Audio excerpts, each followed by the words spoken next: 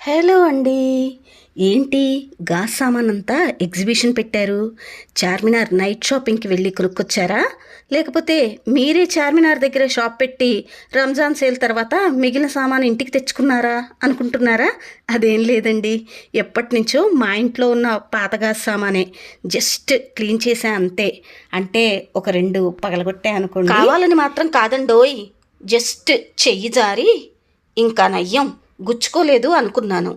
ఎప్పటినుంచో అండి ఈ సామాన్ అంతా క్లీన్ చేయకుండా అలా పడుంది ఇంట్లో. నిన్న టైం ఉంది కదా క్లీన్ చేద్దామని చెప్పి అన్నీ తీసి క్లీన్ చేస్తున్నాను. ఒక్కటి కాదు 2 కాదు 2:30 గంటల టైం పట్టిందండి. ఇంతసేపు పట్టినా సరే అదిగో చూసారా ఎలా పగిలిపోయిందో.